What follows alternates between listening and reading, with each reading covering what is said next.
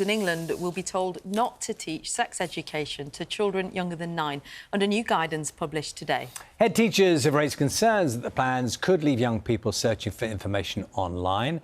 Our education correspondent Elaine Dunkley has the story. We can work it out. How can we work it out? It's not just maths and literacy that is important at this school. Children also learn about health and relationships.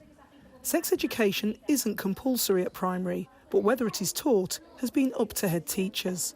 Today's new guidance bans any sex education for children under the age of 9.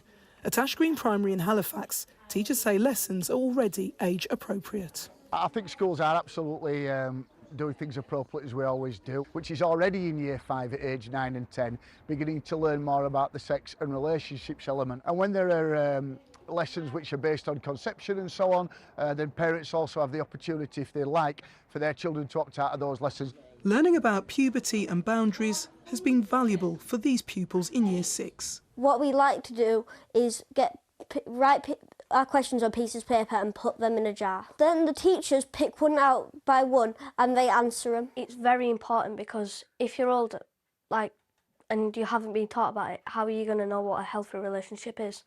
Today's guidance says schools should not teach about the concept of gender identity, a contentious subject which has prompted calls for an urgent review. So, a legally recognised union between two partners. I'm going to break down the words. Understanding the world of teenagers can be tricky, especially around relationships and sex. Do you think your teachers are ever shocked by some of the questions that they get asked? Yes, 100%. 100%.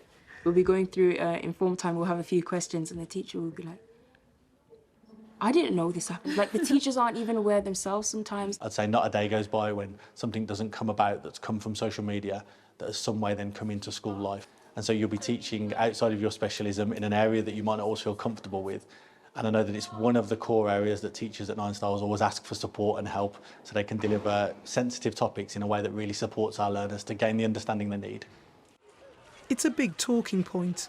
Mobile phones, accessing pornography more easily and social media has had a huge impact. For parents, it's a sensitive area. I'm very much in favour of them not teaching any PHSE to children under the age of 9. It's such a tricky, contentious area. I do wonder whether some of the things that parents think is being discussed is not coming from the teacher, it's coming from other kids.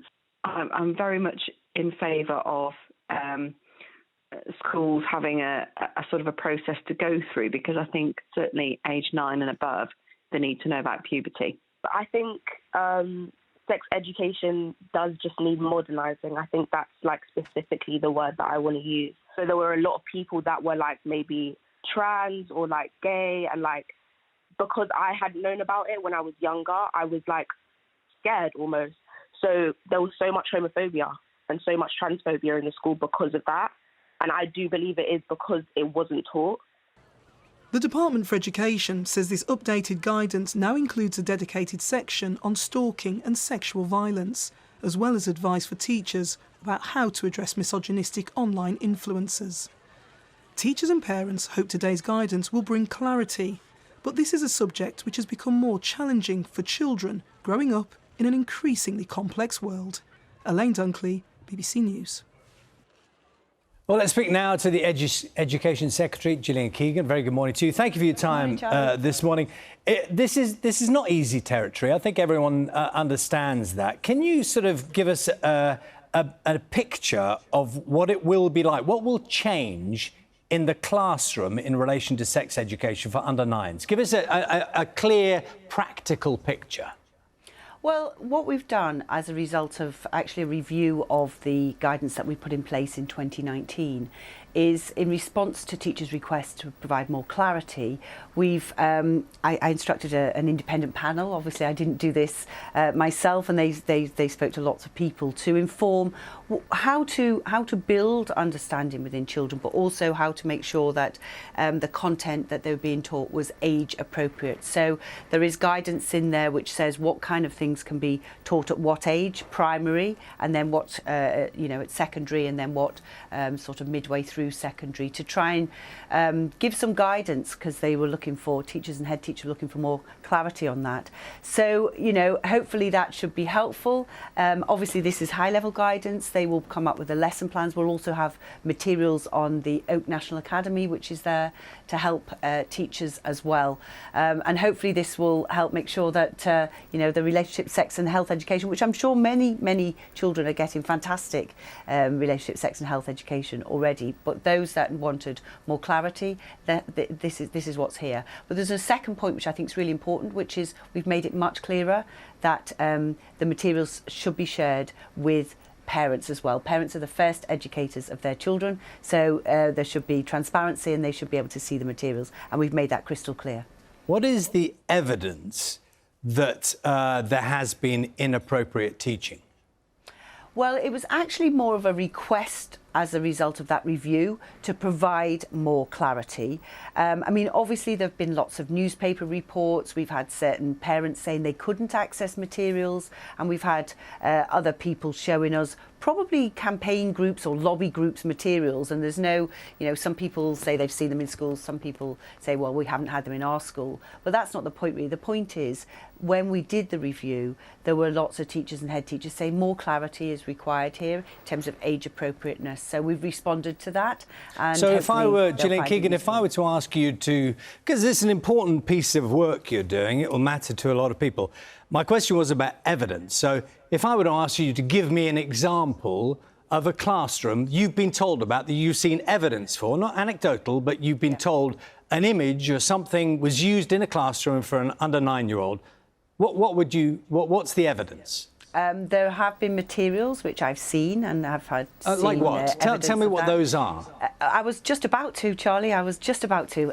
So the evidence is things like, you know, choosing lots of different sort of genders and identities, and saying which ones of these are gender identities, the spectrum, you know, the sort of, it can be a spectrum, it's fluid, you can have different genders on different days or different, there's 72 of them, that kind of thing. Yes, there has been evidence. And that was taught by a teacher in a classroom? We've received evidence with those slides to say that they've been taught in classrooms. But the point is, what we needed to do was to say that shouldn't be taught in classrooms. So what we've done here, and it's an important part of the guidance, is to say that is a contested view that should not be taught in our schools. You know, biological sex is the basis of relationship, sex and health education, not these contested views. So we've made that very clear as well. On top of course, you know, the gender questioning guidance, which is how to deal with this sensitive subject. As you say, they are sensitive and they are new, and they're things that we probably wouldn't have had to do 10 years ago, but at the request of teachers, we have put this guidance in place. If an 8-year-old says to their teacher in front of the class, how do mummy and daddy have a baby? What's the appropriate response? Oh, well, they'll be talking at that level in primary school, you know, talking about things that actually are in line with the science curriculum at that age. So teachers know how to navigate that. You know, they're not going to not be able to navigate that. But, and actually, so in general, just help me with that one, questions, because I think the practicalities matter. Help me with that one. What would you say? What do you say to that? You give a scientific answer to that question to an under 9. Yeah, you talk about conception, talk about birth, you talk about generally how babies are made. I mean, I'm not a teacher, but teachers are very used to doing that. That's not where it gets controversial, to be honest. You can talk about that in a very sort of, you know, sort of factual, sort of scientific way, but then obviously the risks and how you manage risk, which as you get older, these things become more appropriate for you. You know, that's something that builds in secondary schools, but it's all there in the guidance. You know, I'm not going to be picked in, you know, do you say this or do you say that? Teachers are very, very well schooled at this. But of course, you can talk about general concepts and certainly about, you know, science and things like that. But that's what we've tried to do, or the independent panel and us and many organisations have tried to do, to make sure that we provide that clarity to teachers and head teachers and transparency to parents, so that you know, that this is taught in a sensitive and age-appropriate way. Do you think, as Education Secretary, do you think that it's currently teachers are not doing it in a sensitive and age-appropriate way? Do you think that is not happening? Well, to be honest, we did not put in age guidelines. We put, you know, in the 2019 guidance, you know, we put lots of things in there, but we didn't sort of have these age limits. When we went back and did the review to see how it was bedding in, teachers said that would be more useful. It would be more useful if you could give us a bit more clarity, what can be taught at primary, particularly as they come up to the end of primary, what should be taught at secondary, and how that steps through the years. You know, I'm here to help teachers and head teachers. You know, that's my job. If I need to show leadership on an issue, solve something that helps them, then that's how I see it. So it was a request. It came back in the review. It was a review that Ofsted undertook, and that's what they said. So some people have concerns about whether it is. Some parents have had concerns about not being able to see the materials.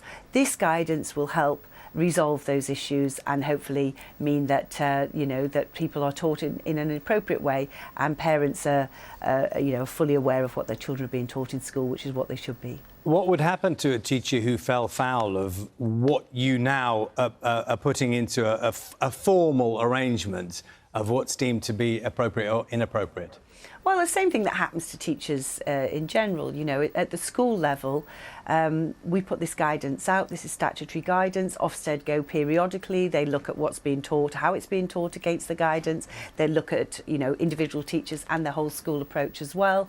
And then they will feed back in their reports. And of course, in terms of how that's dealt with, that will be dealt with at the school level. But most teachers, all teachers in our country, they're fantastic, our teachers. They get up every morning wanting to educate our children, wanting to navigate children through difficult changes in their life, difficult times in their life, as well as educate them so that they are prepared and fully equipped for life. And they're very skilled at doing it. And, you know, most teachers are doing a brilliant job, and that's, you know, that's what they want to do every day. Gillian Keegan, we appreciate your time this morning. Gillian Keegan is the Education Secretary.